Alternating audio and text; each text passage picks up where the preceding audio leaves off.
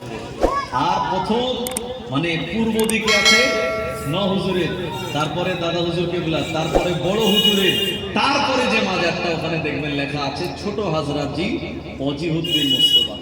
এই আমি এনার কথা বলছি। এই ছেলেটা কত বছর বয়স? এরকম ছোট্ট ছেলে।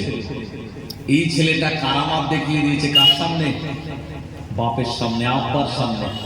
আব্বা হাজী মোস্তফা মাদানী এই কারামাত দেখে, সন্তানের কারামাত দেখে হুজুর প্রচন্ড রেগে গেলেন। হুজুরের চেহারাটা লাল হয়ে গেল।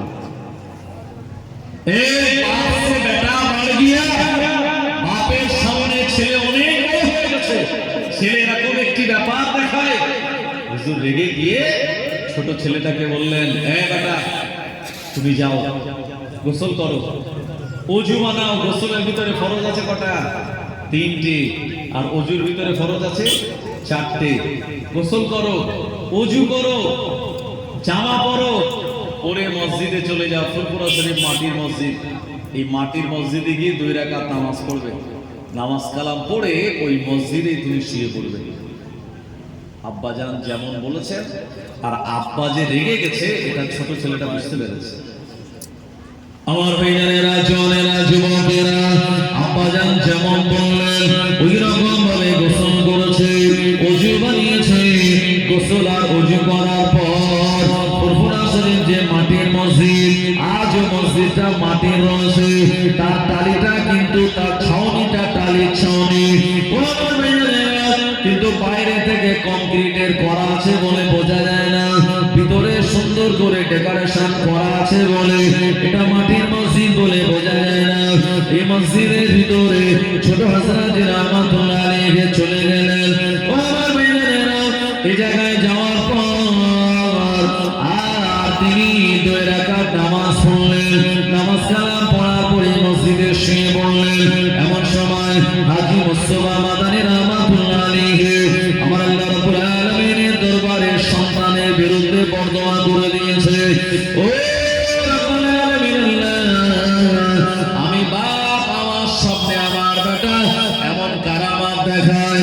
আল্লাহ, আমার সন্তান যদি ছোটবেলায় এমন কারামাত দেখায়, অনেক মানুষের ঈমান বরবাদ হতে পারে, অনেক মানুষ এটা বিশ্বাস করবে না। ও রাব্বুল আলামিন আল্লাহ, আপনি আমার বেটাকে দুনিয়ার জমিন থেকে তুলে নিন। বাপ মায়ের দোয়া যেমন কবুল হয়, বরদোয়াটাও কবুল হয়ে যায়। আব্বা হাজী মুস্তাফা মাদানী রাহমাতুল্লাহ আলাইহি দোয়া করলো, ওই দোয়াটা কবুল হয়ে যাওয়ার পর মালাকুল মউত আজরাইল আলাইহিস সালাম ওই ছোট্ট বাচ্চাটার জানটা কাবজ করে নিয়েছিল। সবাই বলেন ইন্না লিল্লাহি ওয়া ইন্না ইলাইহি রাজিউন। মসজিদে ছেলেটার লাশ, ছেলেটা ছিল জিন্দা, বাপ বরদোয়া করে দিয়েছে, ছেলেটা ইন্তেকাল করেছে। এজন্য দুনিয়ায় সবথেকে কার দোয়া বেশি কবুল হয় বলেন তো? বাপ মার দোয়া। আমি মাওলানা সাবগাতুল্লাহ হরিমকলা মাদ্রাসায় শিক্ষকতা করি, খুব বেশি দূর নয়। আর আমার পরেও আসবেন ফুরফুরা শরীফ থেকে আওলাদি মুজাদ্দিদুজ্জামান। আমার আগেও বলেছেন ভবানীপুরের প্রবীণতম আলেমে দ্বীন জনাব আলহাজ মাওলানা ইয়াকুব আলী সাহেব হুজুর। এই যে আমরা আমন্ত্রিত বক্তা ওলামা, আমরা দোয়া করব আপনাদের জন্য, ইমাম সাহেব দোয়া করবে আপনাদের জন্য। কবুল হতেও পারে, নাও পারে, কোনো গ্যারান্টি নেই। কিন্তু আপনার আব্বা মা দোয়া চাইবে সন্তানের জন্য, 100% গ্যারান্টি আল্লাহ পাক ওই দোয়াটা কবুল করে নেন। জোরে বলবেন না? আমার ভাইজানেরা, এই ছেলেটার লাশ মসজিদের শোয়ানো। এমন সময় গোটা ফুরফুরা শরীফের জমিনে খবর হয়ে গেল হাজী মুস্তাফা মাদানী রাহমাতুল্লাহ আলাইহি ছোট বেটা দুনিয়া জমিন থেকে ইন্তেকাল করলো। এই ছেলেটা নাই, চারিদিকে মানুষেরা দেখতে আসার জন্য ভিড় জমালো। ও সবার মুখে একটাই কথা, ছেলেটা ভালো ছিল, ভদ্র ছিল, এই ছেলেটা অনেক সুন্দর ছিল, এই ছেলেটা অল্প বয়সের হঠাৎ করে কেমন করে নামাজ পড়তে পড়তে মসজিদে ইন্তেকাল করলো। মানুষের ভিতরে গুঞ্জন, নানান কথাবার্তা তারা বলে, অনেকের মন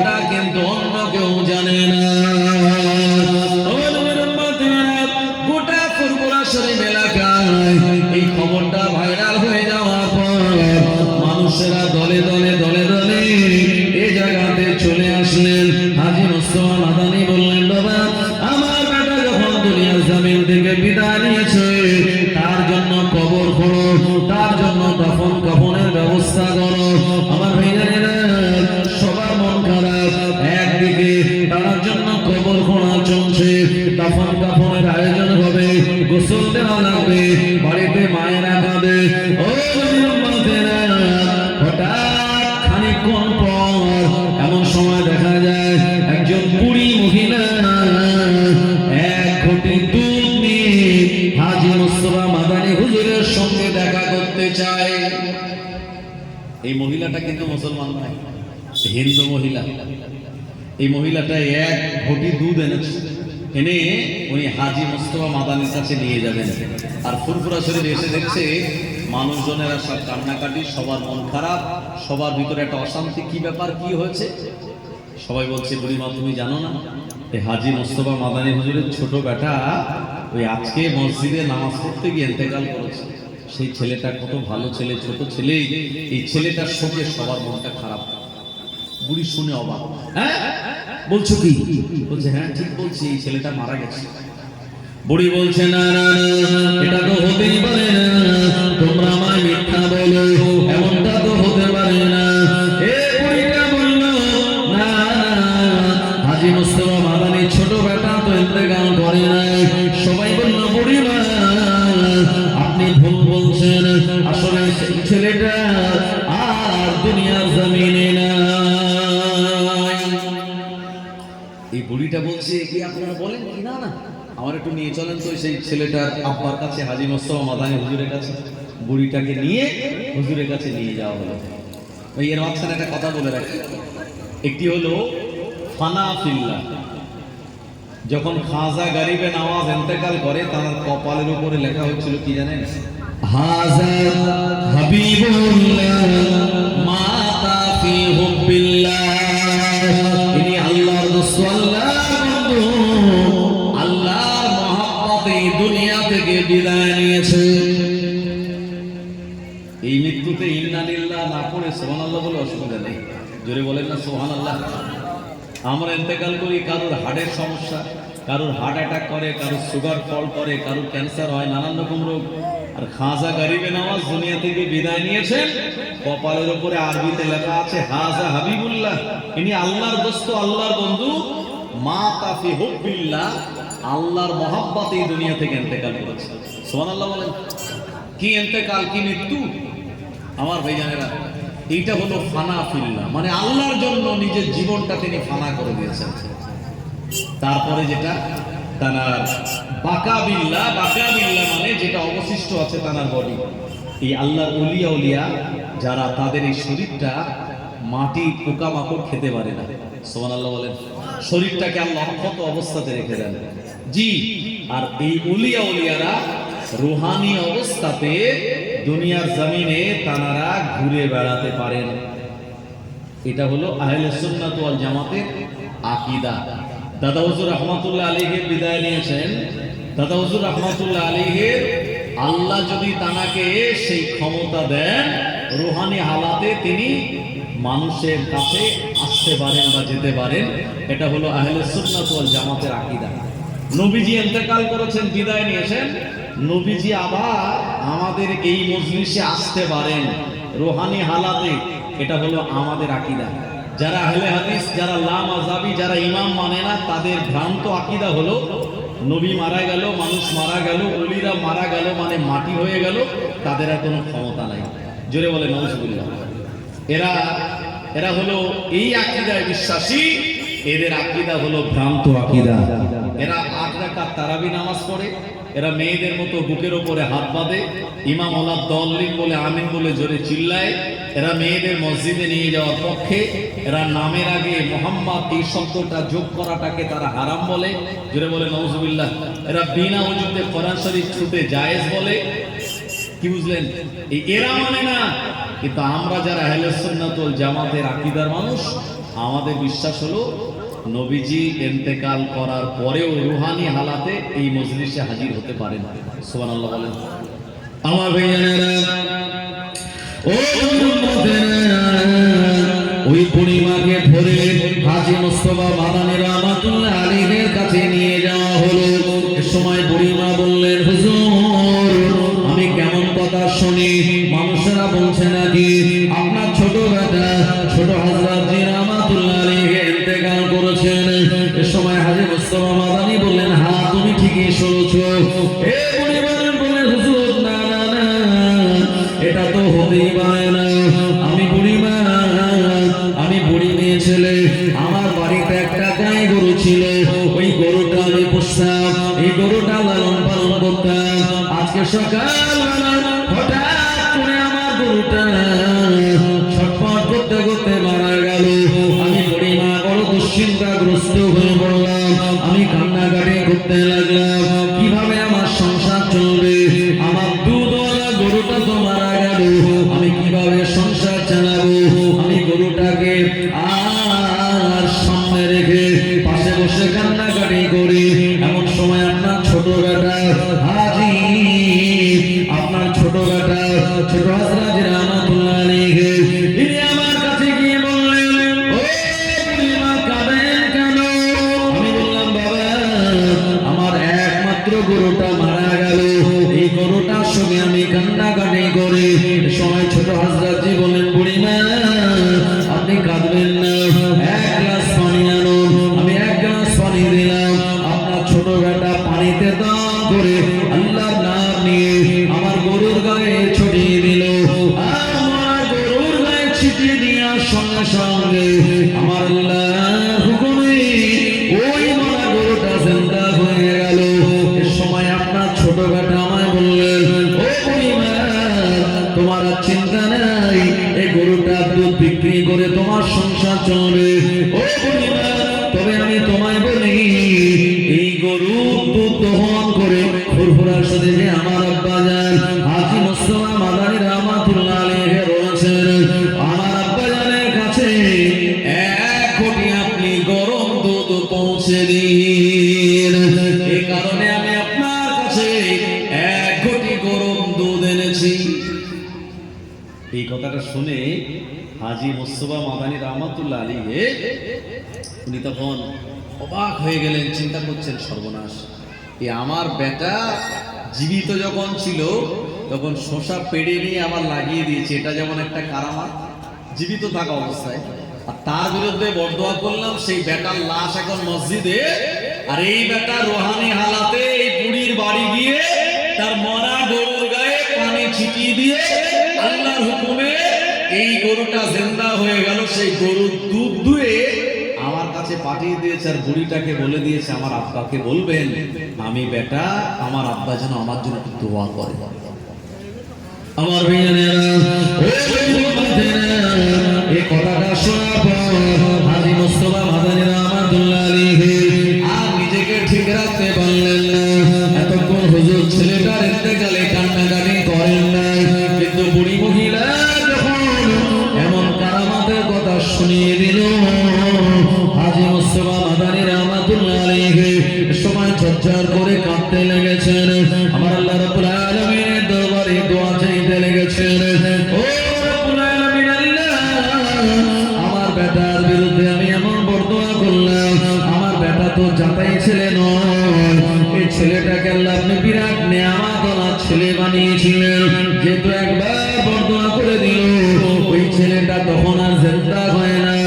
আর ছোট হযরত জিকে ফুরফুরা শরীফে মুজাদ্দিদুজ্জামানের মাজারের ভিতরে তখন মুজাদ্দিদুজ্জামান দুনিয়াতে আসেন নাই, তার অনেক আগে ওই ছোট হযরত জির মাজার ওই জায়গায় দিয়ে দেওয়া হলো। ও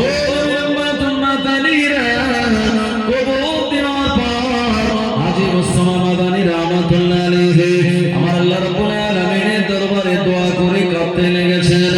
ও রাব্বুল আলামিন আল্লাহ, আমি ভুল করে আমার বেটার বিরুদ্ধে এমন বরদোয়া করলাম, আল্লাহ পাক আপনি আমার ঘরে ওই রকম একটা বেটা দান করুন। এভাবে তিনি দোয়া চাইতে লাগলেন, কেঁদে কেঁদে রাত দিন যায়, দিন যায় রাত আসে, রাত যায় দিন আসে, কেঁদে কেঁদে সন্তানের জন্য এমন করে তিনি দোয়া করতে লাগলেন। ও উম্মতেরা, যেহেতু একজন ওলি বান্দা বেটার বিরুদ্ধে আমার বরদোয়া করে দেওয়ার জন্য আমার আল্লাহ পাক সহজে তার দোয়াটা কবুল করেন না। কয়েক মাস পেরিয়ে গেল, হুজুর কেঁদে কেঁদে জারে যার সময় হুজুর রাতের বেলা না ঘুমিয়ে তাহাজ্জুদের নামাজ পড়ে বারবার আল্লাহ পাকের দরবারে দোয়া চাইতে লাগলেন। ও আমার ভাইয়েরা, দোয়া চাইতে চাইতে হুজুর একটা সময় ঘুমিয়ে পড়লেন। ইলহামের মাধ্যমে স্বপ্নে তারায় জানিয়ে দেওয়া হলো, আমার আল্লাহ পাক জানিয়ে দিলেন, এ আমার নেক বান্দা, তুমি যদি তোমার এই নেক সন্তানের বিরুদ্ধে বরদোয়া না করতে, আমি আল্লাহ তোমার বংশের প্রতিটা আওলাদের ভিতরে এরকম একজন মাদার দিতাম, যেহেতু তুমি বরদোয়া করে দিয়েছো বেটার বিরুদ্ধে, এজন্য এখন নয়, আমি আল্লাহ তোমার আমাদের ভিতরে 6 পুরুষ পর আবার একজন নেক ওলি বান্দা দেব। আর ওদের বলেন সুবহানাল্লাহ। এমন করে তিনি খুশি সংবাদ শোনার পর একটু সন্তুষ্ট হলেন। আর টানা দোয়ার ফসল হলো ফুরফুরা শরীফের মুজাদ্দিদুল জামান দাদা হুজুর রহমাতুল্লাহ আলাইহি,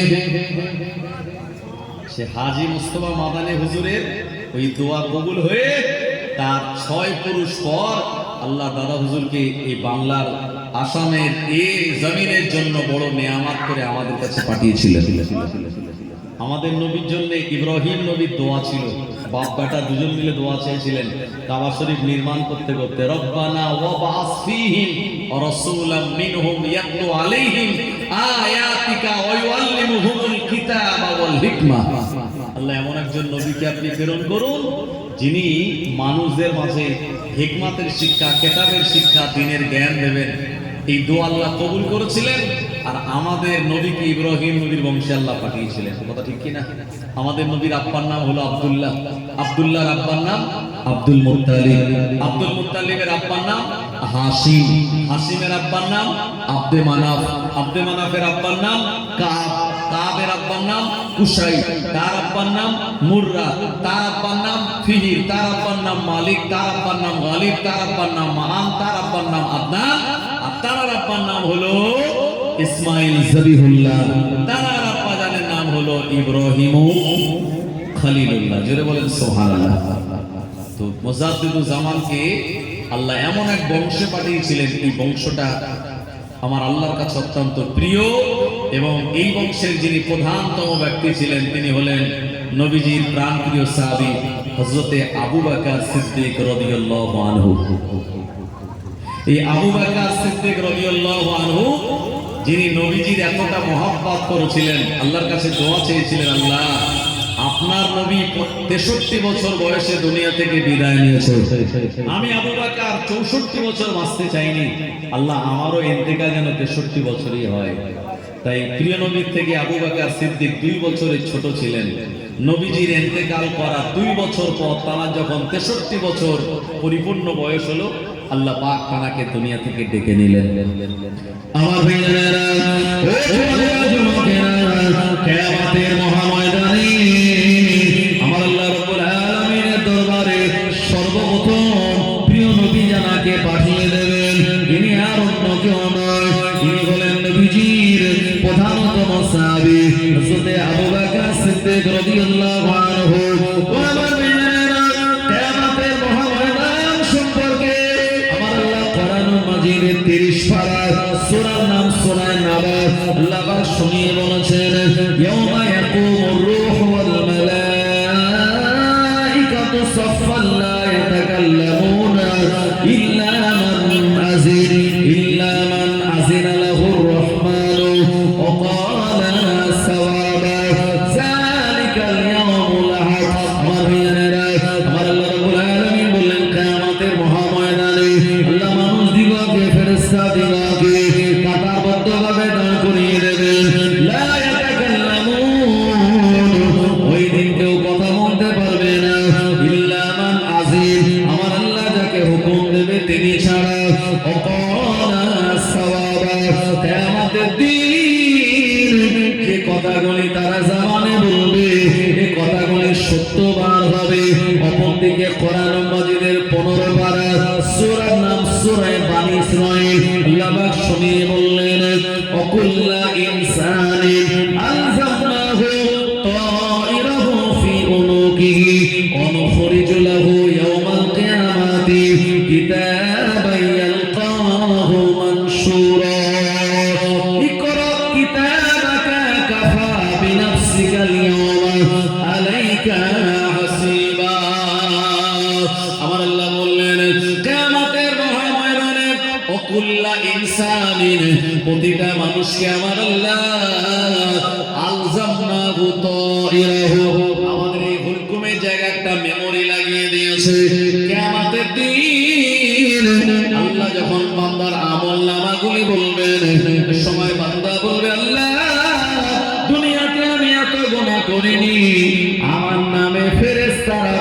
বেশি করে গোনা লিখে দিয়েছে। জোরে বলেন নাউজুবিল্লাহ। ওই মুদিখানা দোকানে মাল খেলে যেটা হয়, মুদিখানা দোকানে বা সবজির দোকানে ধারে মাল এনেছে, তো 1 মাস পরে দোকানদার বলছে ভাই তোমার এই 3000 টাকা বিল হয়েছে। বলে এত টাকা বিল হলো কি করে? এত টাকা হওয়ার কথা না তো, আমি যা মাল নিয়েছি আমার খেয়াল আছে 1200-1300 টাকা বিল হবে, আর তুই বলছিস 3000 টাকা বিল। দোকানদার যখন পাই টু পাই ডেট অনুযায়ী এই ডেটে এই মাল নিয়েছিলে যখন সব বলে দিচ্ছে, তখন এবার আস্তে আস্তে স্মরণ করছে কিয়ামতের দিন এই আমরা আল্লাহ আমাদের সম্মুখে ফেরেশতাদের দ্বারা আমলনামা যখন দিয়ে দেবে, তো আমরা বলবো আল্লাহ এত গুনাহ আমরা করিনি, আল্লাহ এই ফেরেশতারা আমাদের সঙ্গে হিংসা করে বেশি বেশি গুনাহ লিখে দিচ্ছে। তো আল্লাহ তখন আমাদের এই হুলকুমের জায়গায়, যে মোবাইল আছে না, মোবাইলের ভিতরে একটা ইন্টারনাল মেমোরি আছে, এই যা কিছু হবে সব মেমোরিতে লোড হবে ভাই। এই মেমোরির মতো এরকম একটা হুলকুমে আল্লাহ লাগিয়ে দিয়েছে, কিয়ামতের দিন ওটা বার করে আল্লাহ ডিসপ্লে করে দেবেন। দেখো মানে ব্যাংকে আপনি যখন পাসবুক আপডেট করেন, কত টাকা আপনার ক্রেডিট হয়েছে আর কত টাকা ডেবিট হয়েছে, কত টাকা এসছে কত টাকা তুললেন, এই ব্যাংকের পাসবুক আপডেট করলে যেমন সব ডেট অনুযায়ী জানা যায়, কিয়ামতের দিন আমাদের সামনে আল্লাহ আমলনামা এরকম আপডেট করে দেবেন। আর আমাদের আপডেট আমলনামা করে দিয়ে আল্লাহ কি বলবেন? আল্লাহ নিজে বলেছেন ইকরা কিতাবাকা কাফা বিনাফসিকা আল-ইয়াওমা আলাইকা হাসিবা। পড়ো তোমার, ইকরা মানে পড়ো তোমার আমলনামা, ইকরা কিতাবাকা কাফা বিনাফসিকা আল-ইয়াওমা আলাইকা হাসিবা। পড়ো তোমার আমলনামা, আজকে তিনি তোমার বিচার তুমি নিজে করার জন্যই যথেষ্ট। বান্দা তখন নাচার হয়ে যাবে, আল্লাহ আপনি আমায় মাফ করুন, ক্ষমা করুন আল্লাহ। কিয়ামতের এমন ভয়াবহ দিন, নবীজি বলেছেন বেঈমান বেদিনদের জন্য কিয়ামতের ময়দান হবে 50,000 বছরের মতো লম্বা, আর ইমানদার মুমিন ওলিয়া ওলিয়াদের জন্য কিয়ামতের একটা দিন হবে 1 ওয়াক্তের সময়ের মতো। সুবহানাল্লাহ বলবেন না? আসর থেকে মাগরিব কত সময়? আসর থেকে মাগরিব ঘন্টা 1.5, মাগরিব থেকে এশা 2 ঘন্টা। তো যারা ইমানদার আল্লাহ ওয়ালা নেক নামাজি পরেজগার কোরআন তেলাওয়াত করনে ওয়ালা হবে, তাদের জন্য কিয়ামতের এই দিনটা হবে 1 ওয়াক্ত নামাজের সময় অনুযায়ী। আর বেঈমান বেদিনদের জন্য যারা মুনাফিক কাফের, তাদের জন্য কিয়ামতের দিন হবে 50,000 বছরের লম্বা। আমার ভাইয়েরা, ও বাবারা, কিয়ামতের মহাময়দানে আমার আল্লাহ পাক বিচারের কুরসিতে যখন বসবেন, আমার আল্লাহ তার বান্দাদের হিসাব নেবেন। প্রিয় নবী মুহাম্মদুর রাসূলুল্লাহ সাল্লাল্লাহু আলাইহি ওয়াসাল্লামের উম্মতের প্রথম বিচার শুরু হবে। আদম নবীর উম্মতের বিচার প্রথম হবে না, নূহ নবীর উম্মতের বিচার প্রথম হবে না, সালেহ নবী, দাউদ নবী, মুসা নবী, ঈসা নবী, জাকারিয়া নবী, হুদ নবী, ইলিয়াস নবী, কোন নবীর উম্মতের বিচার আমার আল্লাহ প্রথম করবেন না। যদিও তারা অনেক আগে দুনিয়া থেকে বিদায় নিয়েছেন, আমরা দুনিয়ায় এসেছি সবার শেষে। কিয়ামতের দিন আমার আল্লাহ উম্মতে মুহাম্মাদীর বিচার প্রথম করবেন। এ সময় প্রিয় নবী আমার আল্লাহ রাব্বুল আলামিনের কাছে জানাকে প্রথম পাঠাবেন। উনি আর অন্য কেউ নয়, উনি হলেন প্রিয় নবীর সম্পর্কের সাহাবী, আমার নবীজির সম্পর্কে যিনি শ্বশুর মশাই, তিনি হলেন হযরত আবু বকর সিদ্দিক রাদিয়াল্লাহু আনহু। আবু বকর সিদ্দিক রাদিয়াল্লাহু আনহু কিয়ামতের দিন আমার আল্লাহ রাব্বুল আলামিনের কাছে যাবেন ভীত আর সন্ত্রস্ত হয়ে। আমার আল্লাহ বলবেন, হে আমার বান্দা আবু বকর, আমার জন্য কতটুকু ইবাদত বান্দেগি তুমি করেছো? হযরত আবু বকর সিদ্দিক রাদিয়াল্লাহু আনহু বলবেন, ও রাব্বুল আলামিন আল্লাহ, আপনাকে রাজি আর খুশি করানোর জন্য যতটুকু ইবাদত বান্দেগি করা দরকার ছিল আমি আবু বকর তা করতে পারি না। তবে আমি আবু বকর আমার জানের থেকে, আমার প্রাণের থেকে, আমার জীবনের থেকে আপনার নবীকে আমি বেশি ভালোবেসেছিলাম, মহব্বত করেছিলাম। এই কথাটা বলার সঙ্গে সঙ্গে আমার আল্লাহ পাক রাজি আর খুশি হয়ে বললেন, আবু বকর যাও যাও, আমার দয়ার জান্নাতের দরওয়াজা তোমার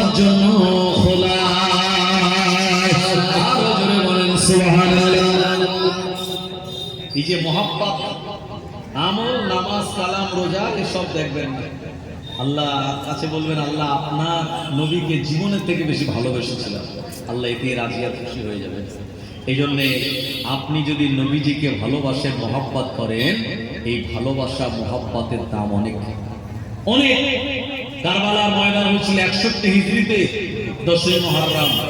ইমাম হোসাইনের যারা গর্দান কাটতে গিয়েছিল তারা বলে, হোসাইনের গর্দান তাড়াতাড়ি কাট, হোসাইনের গর্দান কেটে আমাদের আসরের নামাজ পড়তে হবে, নামাজের সময় চলে যাচ্ছে, আসরের নামাজের সময় বেশিক্ষণ থাকে না। আমার ভাইয়ারা, মুরব্বিয়ান চাচাজি গণেরা, 61 হিজরিতে কারবালার ময়দানে ইমাম হোসাইনের হুজুরের গর্দান কেটে ওরা পাশে রেখে আসরের নামাজ পড়েছিল। আচ্ছা বলেন তো, নবীর আওলাদের গর্দান কেটে পাশে রেখে নামাজ যারা পড়লো, তাদের এই নামাজ কি জান্নাতে নিয়ে যেতে পারবে? এই নামাজের কোনো দাম আছে? তাদের এই নামাজ ছিল, কিন্তু মহব্বত ছিল না আওলাদে রসুলের প্রতি। এই জন্য আওলাদে রসুলের একটা বিরাট ইজ্জত সম্মান, যেটি আল্লাহ নিজে দিয়েছেন। আমার ভাইয়েরা, ও মাদানীরা, এই ফুরফুরা শরীফের মুজাদ্দিদুজ জামান, উনি হলেন আবু বকর সিদ্দিক রাদিয়াল্লাহু আনহু, আল্লাহর নবীর প্রধানতম খলিফা, আল্লাহর নবীর আউয়াল খলিফা, আমিরুল মুমিনিন, তারই বংশের আওলাদ হযরত আবু বকর সিদ্দিক রাদিয়াল্লাহু আনহু সম্পর্কে আল্লাহর নবী বললেন, হে আমার সাহাবীরা, তোমরা যদি সব কিছু দান করে দাও, আর আমার আবু বকর যেটা দান করবে, জীবনে কোনোদিন আবু বকরের দানের সমপরিমাণ সমমূল্যের হবে না। আল্লাহর হাবিবের জীবন দশায় মদিনার মসজিদে যিনি 17 ওয়াক্তের নামাজ আদায় করিয়েছিলেন, নবীজির হিজরতের সঙ্গে, নবীজির গায়ে সুরের সঙ্গে বয়স্কদের ভিতরে প্রথম ঈমানের কালমা পড়ে মুসলমান হয়েছিলেন। আমার ভাইয়েরা, ওই আবু বকর সিদ্দিক রাদিয়াল্লাহু আনহু, তার নাম অনুকরণে মুজাদ্দিদুজ জামানের নাম রাখলেন তার আব্বা জান হাজী আব্দুল মুক্তাদির সাহেব রাহমাতুল্লাহ আলাইহি। দাদা হুজুরের নাম রেখেছিলেন আবু বকর সিদ্দিক। ও আমার ভাইজানেরা, এই সিদ্দিক তো তাদের লাকাব, আল্লাহর নবীর দেওয়া বিশ্ব নবীর মেরাজ। আবু জাহাল অস্বীকার করেছিল, আবু লাহাব অস্বীকার করেছিল, অথচ আবু জাহালের জবান থেকে শুনে আবু বকর সিদ্দিক রাদিয়াল্লাহু আনহু তিনি গ্রহণ করলেন, এটা মেনে নিলেন, নবীজির মেরাজকে বিশ্বাস করে নিলেন।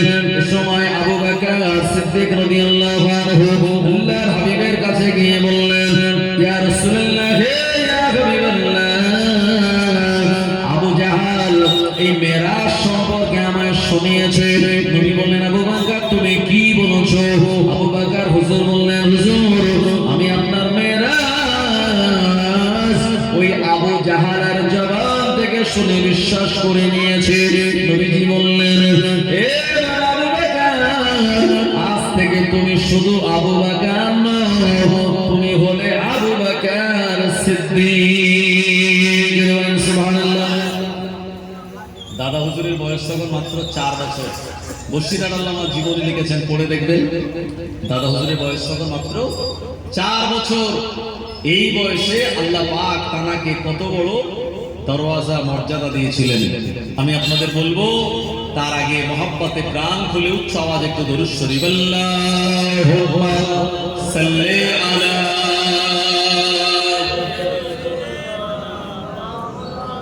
ওয়া আলা আলি সাইয়্যিদিনা।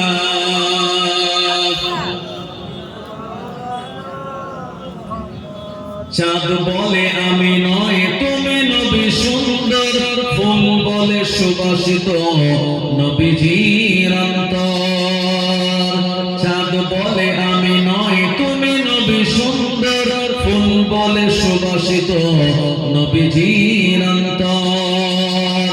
তারাদের দল বলে তুমি প্রিয় দরবে, মেঘ বলে জল হয়ে তুমি নবী সরবে। মানুষের কাছে তুমি রহমের বন্ধু, মানুষের কাছে তুমি রহমের বন্ধু। চাঁদ বলে আমি নয় তুমি নবী সুন্দর, সুবাসিত নবীজির অন্তর। রোগ বলে খুশি মনে তুমি নবী শান্তির, শেষ করে দিলে তুমি ছিল যত ভ্রান্তি। রাত বলে নূর ছিল রাসূলের দৃষ্টিতে, দিন বলে তুমি সেরা মাবুদের সৃষ্টিতে। আলোময় করে দিলে পৃথিবীর অন্ধকার, আলোময় করে দিলে পৃথিবীর অন্ধকার। চাঁদ বলে আমি নয় তুমি নবী সুন্দর, ফুল বলে সুবাসিত নবীজির অন্তর। লা ইলাহা ইল্লাল্লাহ, লা ইলাহা ইল্লাল্লাহ, মুহাম্মাদুর রাসূলুল্লাহ সাল্লাল্লাহু আলাইহি ওয়াসাল্লাম। দাদা হুজুর তখন মাত্র 4 বছর বয়স। দাদা হুজুরের আব্বার নাম হলো হাজী আব্দুল মুক্তাদির সাহেব রাহমাতুল্লাহ আলাইহি। তার আম্মা জানের নাম হলো মুহাব্বাতুন নিসা। মায়ের কাছে দাদা হুজুর শুয়ে আছেন 4 বছর বয়সে। উনি স্বপ্ন দেখছেন। স্বপ্নটা কি? যে ওই এলাকায় একজন মানুষ ইন্তেকাল করেছে, আর সেই মানুষটা বুজুর্গ ছিল, আর সেই মানুষের জানাজা নামাজ পড়াবেন, ইমামতি করবেন স্বয়ং বিশ্ব নবী মুহাম্মদুর রাসূলুল্লাহ সাল্লাল্লাহু আলাইহি ওয়াসাল্লাম। ভাই জানাজা নামাজ যদি আপনি পড়েন আপনার নামায় আমলে 1 কিরাত সওয়াব হবে, আর মাটি পর্যন্ত দিতে গেলে কবরস্থানে আর 1 কিরাত সওয়াব। সাহাবীরা বলে হুজুর 1 কিরাত পরিমাণ কতটা সওয়াব? নবীজি বললেন 1 কিরাত পরিমাণ সওয়াব হলো উহুদ পাহাড় সমতুল্য। জোরে বলেন উহুদ পাহাড় কত বড় ভাই? 9 মাইল লম্বা, 3 মাইল চওড়া, এতটা সওয়াব। শুধু যদি 4 তাকবীরের সঙ্গে ফরজে কিফায়ার জানাজা পড়ে আল্লাহ এত সওয়াব দেবে, আর যদি মাটি দিতে যায় তাহলে আরো আরেক উহুদ পাহাড় পরিমাণ সওয়াব। এজন্য যদি আপনার কানে আসে যে অমুক গ্রামে কেউ ইন্তেকাল করেছে, শত ব্যস্ততা কাটিয়ে তার জানাজা নামাজে আপনি হাজির হয়ে যাবেন। জি, মাটি দেবেন, আল্লাহ এত সওয়াব রেখেছেন ভিতরে। আমার ভাইয়েরা, মুজাদ্দিদুজ্জামান যখন স্বপ্নে তিনি বুঝতে পারলেন, শুনলেন আল্লাহ নবী আসবেন, জানাজা নামাজের ইমামতি করবেন। ওই নবীর উম্মতেরা, মুজাদ্দিদুজ্জামান বলেন স্বপ্নের ভিতরে আমি নিয়াত করে ফেললাম আল্লাহর হাবিব যখন আসতেছেন ওই নবীজির সঙ্গে আমি আবু বকর দেখা করব। করে মুজাদ্দিদুজ্জামান ঘুমের ভিতরে সেই জানাজা নামাজে চলে গেলেন। আর জানাজা নামাজে অসংখ্য মানুষের সমাগম। আল্লাহর নবী কোন জায়গায় আছেন দাদা হুজুর তিনি খুঁজতেছেন। ও আমার ভাইয়েরা, একবার তিনি শুনলেন স্বপ্নের দিকে, ওখানে গেলেন দেখা পেলেন না। আবার শুনলেন ডান দিকে, ওখানে গেলেন দেখা পেলেন না। আবার শুনলেন পিছনের দিকে, ওখানে গেলেন দেখা পেলেন না। এভাবে আল্লাহ নবীর সঙ্গে তারা যেন লুকোচুরি খেলা হয়। মুজাদ্দিদুজ্জামান দাদা হুজুর রাহমাতুল্লাহ আলাইহি একটা সময় যখন আল্লাহর হাবিবের কাছাকাছি যেতে পারছেন না, ও আমার ভাইয়েরা, এই সময় আল্লাহর নবীর সঙ্গে তারা মোলাকাত করা তীব্র বাসনা। আল্লাহর হাবিব দূর থেকে তারাই বললেন, বাবা আবু বকর, তোমার ভিতরে ইংরেজি মাধ্যম কিছু শিক্ষা ব্যবস্থা প্রবেশ করেছে, জাতীয় কিছু শিক্ষা নীতি প্রবেশ করেছে। এটা যতক্ষণ তোমার ভিতরে থাকবে আমি মুহাম্মদুর রাসূলুল্লাহ, আমার সঙ্গে তোমার মোলাকাত হবে না। দাদা হুজুর এই স্বপ্ন দেখার পরে তারা ভেঙে গেল।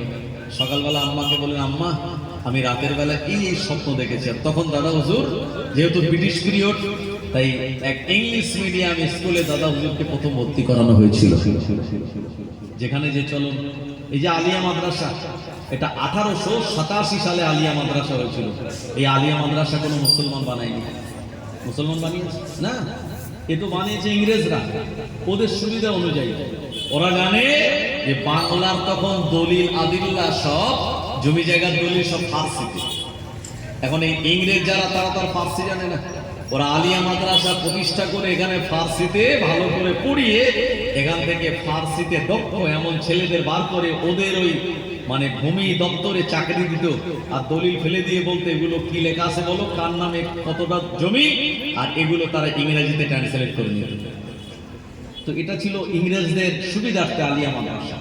আমার ভাইজানেরা, সেই আলিয়া এখন ইউনিভার্সিটি আপনারা জানেন।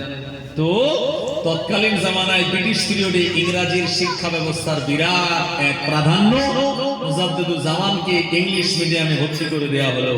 কিন্তু এমন স্বপ্ন তিনি দেখে আম্মাকে বললেন, মা ব্যাপারটা চিন্তা করতে লাগলেন, ব্যাপারটা এমন কেন হলো, আর আমার ছেলে এমন কেন স্বপ্ন দেখলো। আমার ভাইজানেরা, আমার বেশ কয়েকদিন কেটে গেল। আমি প্রথমেই যে হাজী মুস্তাফা মাদানী হুজুরের কথা বলতেছিলাম, আল্লাহর ওলির আম্মা মুহাব্বাতুন নিসা, একদিন রাতের বেলা তিনি নিজে স্বপ্ন দেখলেন হাজী মুস্তাফা মাদানী রাহমাতুল্লাহ আলাইহি মুজাদ্দিদুল জামানকে ধরে জমিনে শুইয়ে দিয়েছে, তার গায়ের জামাটা খুলে দিয়ে আর বুকটা ফেড়ে দিয়ে কি যেন বার করে ধুয়ে দিচ্ছে। সময় আম্মা মুহাব্বাতুন নিসা বললেন, হুজুর আমার বেটা আবু বকরের কলিজা আপনি ফেড়ে দিলেন, আমার বেটা তো মারা যাবে, হুজুর আপনি আমার বেটাকে ছেড়ে দিলেন। সময় হাজী মুস্তাফা মাদানী রাহমাতুল্লাহ আলাইহি বললেন, এ আমার আম্মা, এ আমার সম্পর্কের বৌমা, শুনে রেখে দাও মা, এটা তোমার সন্তানের ভালোর জন্য আমি করি।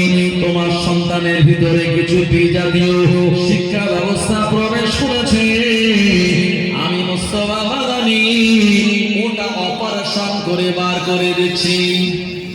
জোরে বলেন, এটা কোথায় আছে?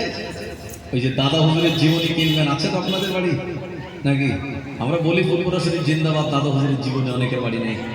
দাদা হুজুরের জীবনী কার লেখা? মুর্শিদা কাল্লামার লেখা।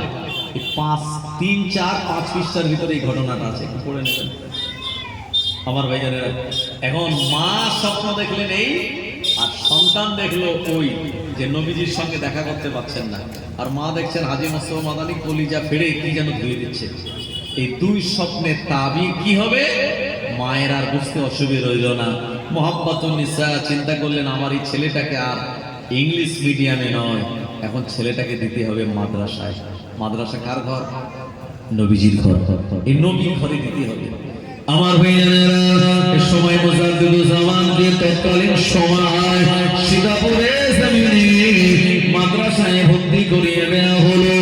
এই জায়গায় আল্লাহর ওলি মুজাদ্দিদুল জামান তিনি ইলমে ফিকহ, ইলমে ফারায়েজ, ইলমে মানতিক, ইলমে হিকমাত থেকে শুরু করে হিদায়াতুন নাহু, কাফিয়া, সরেজানি, মুখতাসার, মিশকাত থেকে শুরু করে বুখারী, তিরমিজি, আবু দাউদ, নাসাই, একে দাগুলি আমার ভাইয়েরা কলকাতার জমিনে বড় বড় আলেমে দ্বীনের কাছে, মসজিদের ইমামদের কাছে হুজুর তিনি তেলাওয়াত করা শুরু করলেন। অল্প দিনের ভিতরে মুজাদ্দিদুল জামানকে আমার আল্লাহ বাংলার জমিনের জন্য বিরাট বড় একজন আলেম করে দিয়েছিলেন। একবার প্রাণ খুলে বলুন সুবহানাল্লাহ, আরো মহব্বত করে বলুন সুবহানাল্লাহ। আমার আগের হুজুর বলছিলেন না দাদা হুজুর কটা মাদ্রাসা কটা মসজিদ করেছেন? হ্যাঁ, 800 মাদ্রাসা আর প্রায় 1100 মসজিদ তিনি নির্মাণ করে গিয়েছিলেন বাংলার জমিনে। কিন্তু সুবহানাল্লাহ বলেন, 800 মসজিদ, আপনার 800 মাদ্রাসার 1100 মসজিদ যে এলাকায় গিয়েছেন, মসজিদ নেই, মানুষেরা নামাজ কালাম পড়তে পারে না, হুজুর ওই এলাকায় গিয়ে একজন মানুষকে ঠিক করে, বাবা তুমি জমি দাও, তোমরা কজন টাকা দাও, আর এই জায়গায় একটা মসজিদ নির্মাণ করো। আর মসজিদ চালাতে গেলে, আমার আগে ইয়াকুব সাহেব হুজুর বলছিলেন, মসজিদ চালাতে গেলে আলেম হাফেজ মাওলানা দরকার। তো আপনাদের এলাকাটা মাশাআল্লাহ খুব সুন্দর, ভালো এলাকা আপনাদের। হ্যাঁ, এই যে রানীহাটে এখানে মাদ্রাসা আছে না নাই? আপনাদের এই এলাকাতে মাশাআল্লাহ সব মুজাদ্দিদুল জামানের সিলসিলার অনুসারী অনুগামী মাদ্রাসা, মসজিদ, মক্তব, দ্বীনি তালিমের চারিদিকে শিক্ষা প্রতিষ্ঠান এই জায়গায়। একেবারে আপনারা সোনার জায়গায় বসবাস করেন, কথা ঠিক কিনা ভাই জানেন? হ্যাঁ, খালি টাউন, গাড়ি ঘোড়া অনেক, এসব দেখলে তো হবে না। আমি এমন জায়গায় বাস করছি ভাই, সেখানে মসজিদ নেই, সেখানে মাদ্রাসা নেই, এই জায়গাটা তো কি দ্বীনি পরিবেশ নয়। আপনারা আছেন এমন একটা পরিবেশে যে দিকটায় চারিদিকে মাদ্রাসা, মসজিদ, আল্লাহর ওলিয়া উলিয়াদের পদচরণ এখানে হয়েছে আপনাদের এই এলাকাতে, কথা ঠিক কিনা আমার ভাইজানেরা? এই জন্য এই দুনিয়ার জমিন আল্লাহর ওলিয়া উলিয়ারা যেখানে গিয়েছে ওই জায়গাতে অসংখ্য মাদ্রাসা, মসজিদ, হিফজখানা, সবগুলি সব আস্তে আস্তে আস্তে আস্তে হয়ে গেছে। আপনাদের আবার এই পলতারাটি গ্রামে এখানে আবার একটা খানকাও হচ্ছে, হ্যাঁ কথা ঠিক কিনা? এই যে কদিন আগে ইসালে সাহেব আমি এসেছিলাম সেখানে, যাক মাশাআল্লাহ এখনো কাজ চলছে। তো এখানে যদি খানকা হয় তো এখানে মাসে মাসে একটা জিকিরের মজলিসের যে ব্যবস্থা আপনারা সেটা পাবেন মাশাআল্লাহ। হ্যাঁ, এটা একটা অন্তরের খোরাক। আল্লাহ বলেছেন আলা বিজিকিরিল্লাহি তাতমাইন্নুল কুলুব, মানুষ যখন আল্লাহর জিকির করে তার অন্তরে প্রশান্তি লাভ হয়। সুবহানাল্লাহ বলেন।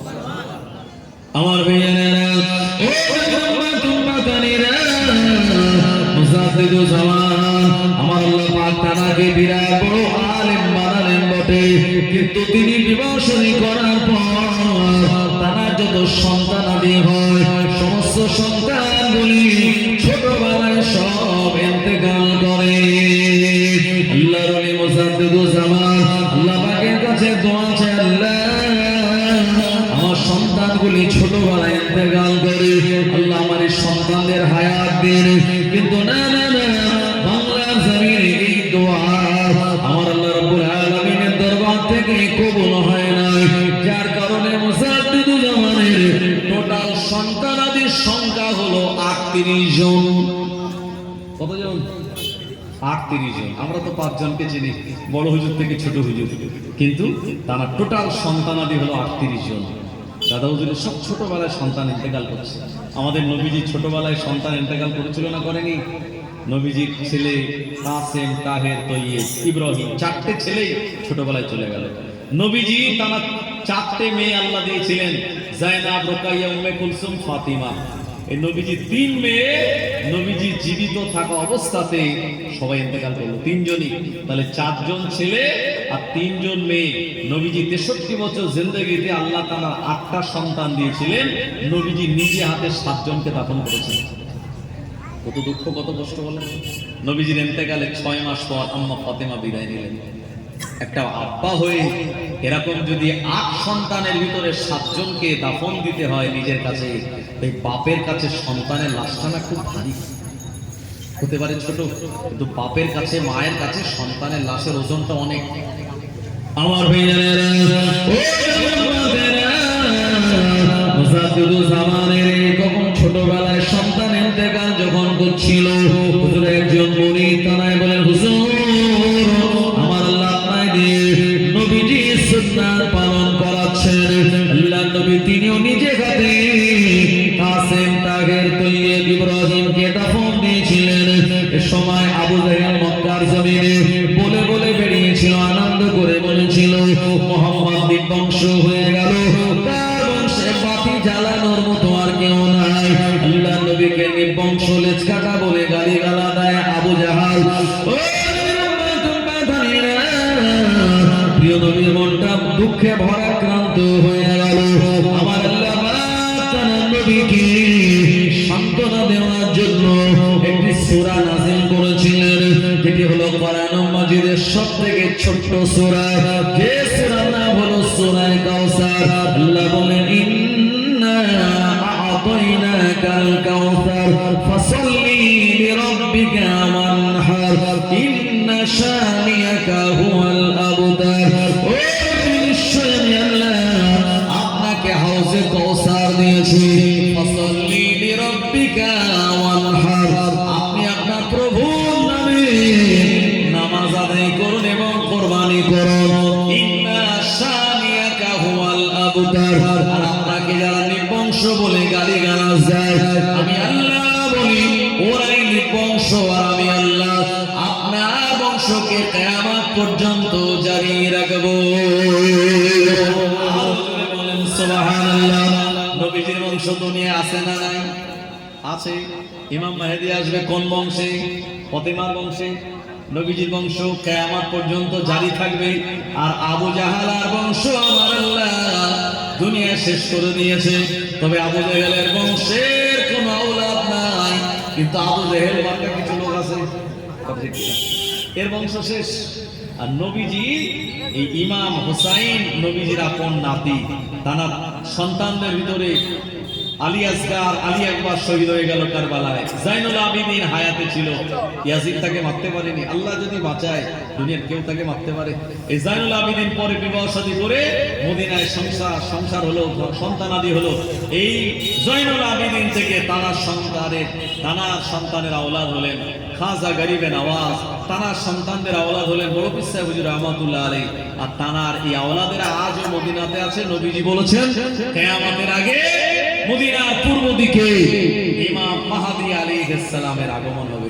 মাহদী মিন্নি, আমার বংশ থেকে আসবে। নবীজি বলেছেন আমার মতো নাকটা তার উঁচু হবে।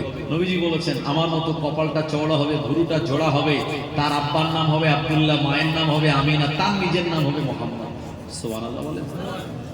আবু জেহেল চেয়েছিল নবীর বংশ শেষ করে দিতে, পারেনি। আল্লাহ তার বংশ শেষ করে দিয়েছে। আমার